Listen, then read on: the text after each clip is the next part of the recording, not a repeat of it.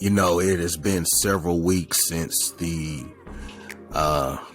tragic killing of Tyre Nichols. And as a matter of fact, as I'm recording this, I believe yesterday he was laid to rest in Memphis, Tennessee.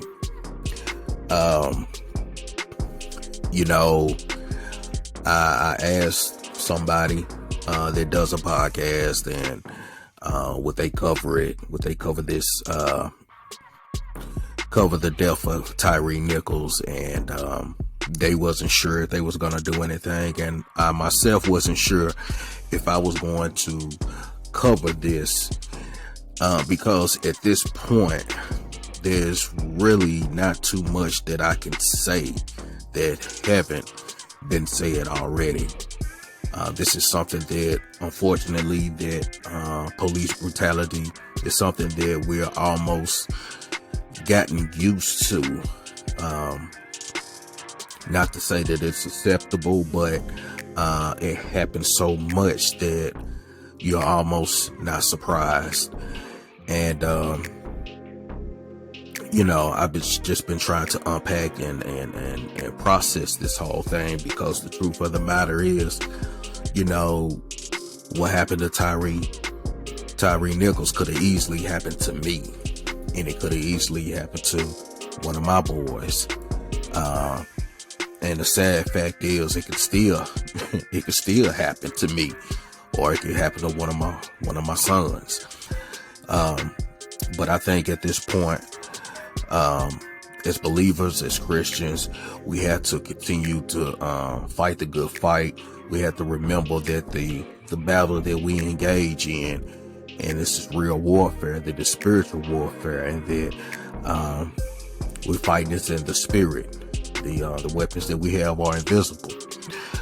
On the flip side, there are people that are in positions that can fight for change, can speak out, can protest, and make a change for police reform and laws, and that's beneficial as well. So I believe that both fights are important. There has to be confrontation. It has to be confronted on both sides, but we definitely can't leave out the spiritual aspect of it. And so with that being said, we have to continue to pray. We have to continue to be the light in the midst of darkness, because the scary thing is, what the enemy likes to do is to bombard us with a lot of evil and a lot of wickedness, to the point that we can become desensitized to these things, to heinous acts and crimes of violence. As I think back as a kid, the first encounter or memory of police brutality was with Rodney King, and I just remember how the media covered that, and how that was a very big issue. And as I look back over my childhood, that's one incident that really sticks out. But now, as I become an adult, and I think about my kids, with them, it's just, with us now, it's so many victims that you start to forget. Everything starts running together. There's so many names, not to say that they're not important, but it is happening. These things, police brutality, is happening at a alarming rate, to where it's almost impossible to keep up, and you can become desensitized, or almost, I'm not gonna say don't care, but you become almost numb to it when you hear about these things. So which I believe is a tactic of the enemy, of the devil, but we have to always stay guarded and stay grounded, and continue to be the light, continue to speak out, continue to shine the light of God and do good, that people may see our good works and glorify our Father who is in heaven. We have to remind people, and there has to be people that steps out and speak out and let the people know, and let everybody know that this is not right. This is not of God. This is not how you treat people. This is not how human beings should act, period. When the footage was released, I seen somebody post, they made a comment and they said that when the footage comes out, please remember that every officer is not like this. True. It's true.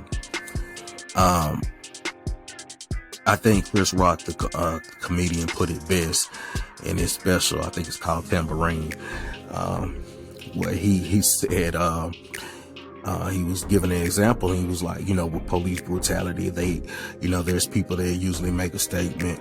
The chief of police or whoever, they usually make a statement and say things like, this is not a reflection on all of our officers. We just have a few bad apples. A few bad apples. He said that there are some jobs where there just can't be any bad apples. And he goes on in the joke and talks about a airlines company. And he says something like,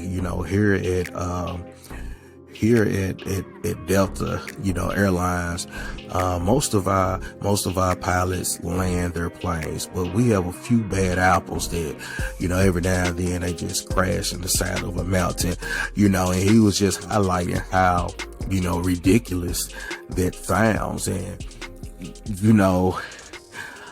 I have to say that there are positions, there are professions that it just can't be a few bad apples. It's just unacceptable, period.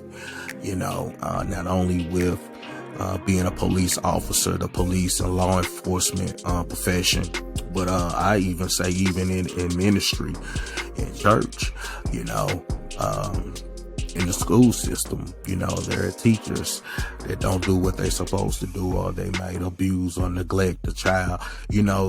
Those are positions that, where people look at or look to, with high respect, and a lot of authority and a lot of authority and privileges are given to, people in these positions, whether it be law enforcement, in the clergy, ministry, or whatnot. It just can't be